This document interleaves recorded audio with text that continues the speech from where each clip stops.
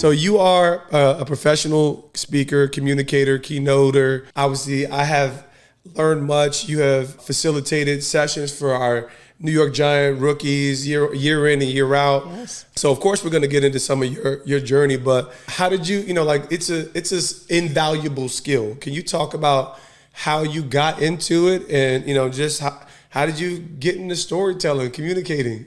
For years, I would stand up and give like awards at informal gatherings or whatever. People would come up to me and say, "You should be a speaker."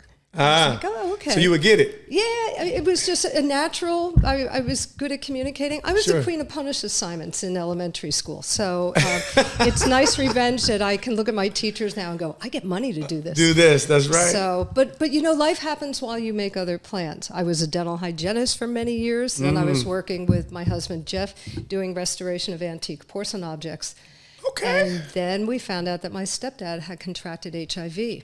From a medical product that was made from human plasma, and he unknowingly passed it on to my mom. So between the diagnosis and their deaths of both of them, it was a 5-year journey. And we had to keep it a secret. So imagine finding out that both of your parents are going to die and you can't tell anybody. It's hard. What year was this? Because, we've been through such an evolution. I remember as a kid, I'm a kid in the 80s. Right. And there was like the AIDS. 89, he was diagnosed. There you go. He died in 90, and then my mom died in 1995. So we're talking about a totally different era of AIDS and HIV and awareness, the fear. All of it. All of it. The stigma, they didn't want anybody to know. And she finally told eventually 5 friends, and one of them rejected her, didn't even come to her funeral. So it was, we watched it.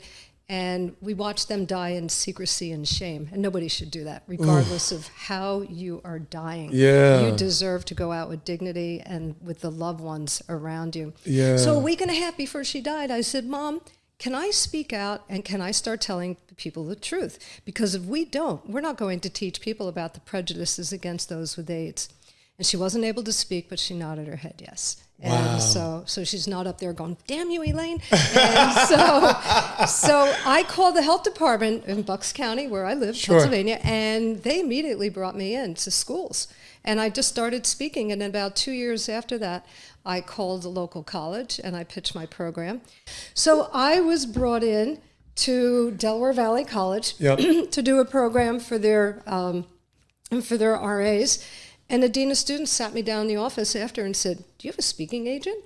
And I said, no. And he goes, well, there's a lot of people that do this for a living, and they charge a lot more than you charged us. Yeah. And there's people that actually are on the college circuit. Yeah. And this guy named Jay Wright mentored me. He spent a ton of time helping me to get in touch with agents and getting all my material together. Amazing. That one person that I knew for 1 hour made a huge difference in my life. Man, you just jumped off the ledge into so much good stuff, No, but it's great because number one, you started with obviously pain created purpose, right? Just most painful experience in my life took me to the most gratifying. No, that is so powerful. And I think it's just such a unique opportunity for us to see how we can be empowered, right, by something that can ultimately prove to be painful. I know in the human experience, we kind of want to reject any form of suffering.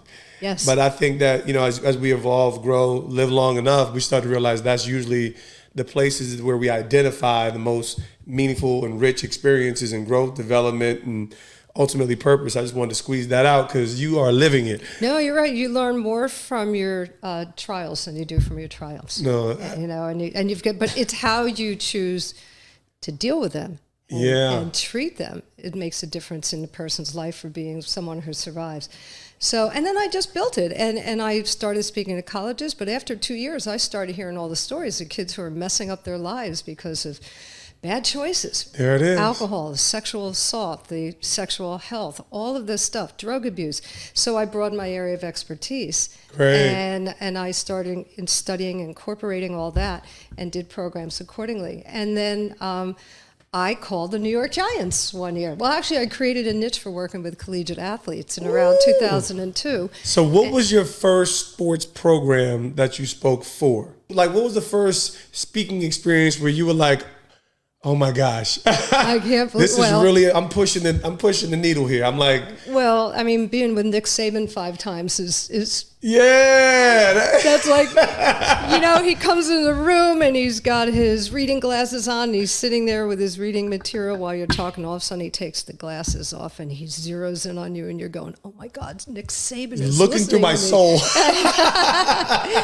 Now, I don't remember who my first D1 program was. No, that's memorable enough. Obviously, Yeah, you're talking about the most iconic football. And I hate to say this, I'm on the orange table. We love you, Syracuse, but we're not even close. I did speak you to Syracuse. I love Syracuse. Okay, all right, we're back in business. They were good. I enjoyed them. They were like, please come to our games. They don't come to our games like they do in the South. No, they were great. It was a wonderful group of young men. Yeah, they still got the dome, but it's cold up there. Anybody just casually rolling into Syracuse, New York.